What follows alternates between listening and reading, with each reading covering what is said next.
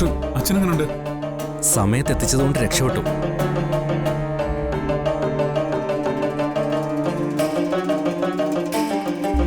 സ്ട്രോക്കിന്റെ first stage ആയിരുന്നു. കുറച്ച് സമയം കൂടി കഴിഞ്ഞിരുന്നെങ്കിൽ ഒരു സൈഡ് പാരലൈസ്ഡ് ആയിരുന്നു.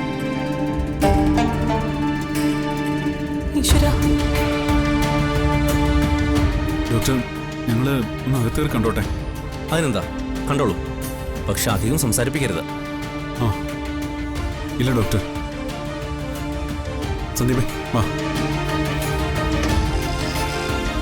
അതെ, നിക്ക്.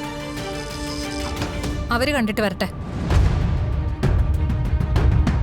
കഴിഞ്ഞ കുറച്ച് നാളുകളായി അച്ഛൻ വലിയ ടെൻഷനിലായിരുന്നു. ശരിക്കു പറഞ്ഞ സ്നേഹയുടെ പ്രഗ്നൻസി പോയത് മുതൽ അച്ഛനതൊന്നും താങ്ങാൻ കഴിഞ്ഞിട്ടില്ല. പിന്നെ നന്ദേട്ടന്റെ കാര്യം സംഭവിച്ചതെല്ലാം കൂടി ചേർത്ത് വായിച്ചപ്പോ അച്ഛന്റെ മനസ്സിൽ എന്തൊക്കെയോ സംശയം തോന്നി. എന്ത് സംശയം? നമ്മുടെ വീട്ടിൽ സംഭവിക്കുന്നതിന് പിന്നിൽ എന്തെങ്കിലും ദോഷമുണ്ടോന്നാ അച്ഛന് സംശയം തോന്നിയത്. എന്നിട്ട് എന്നെയും കൂട്ടി അച്ഛന് പരിചയമുള്ളൊരു ജോത്സ്യനെ കാണാൻ പോയി. അവിടെ ചെന്ന് ജോത്സ്യം പറഞ്ഞത് കേട്ടപ്പോ അച്ഛൻ ശരിക്കും ഞെട്ടിപ്പോയി.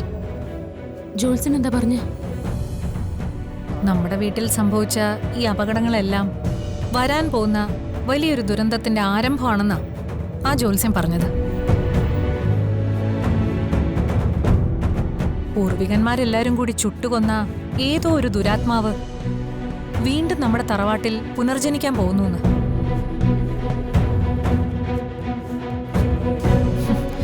ആ ദുരാത്മാവാണ് നിന്റെ വയറ്റിൽ നിന്ന് വന്ന് പിറക്കാൻ പോകുന്ന ഈ കുഞ്ഞ്. ആ ടെൻഷൻ എല്ലാം കൂടി ഉള്ളിക്കൊണ്ട് നടന്നിട്ടാ അച്ഛൻ ഈ സ്ട്രോക്ക് വന്നത്.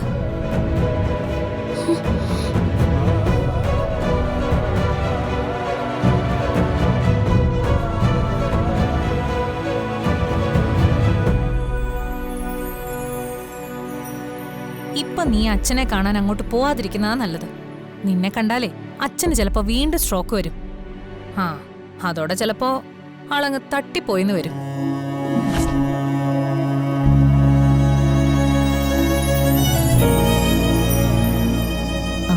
ജോത്സ്യം പിന്നെ ഒന്നുകൂടി പറഞ്ഞു, നിന്റെ വയറ്റിലെ അസുരവിത്ത് ഈ ഭൂമിയിൽ ജനിക്കാൻ പാടില്ല.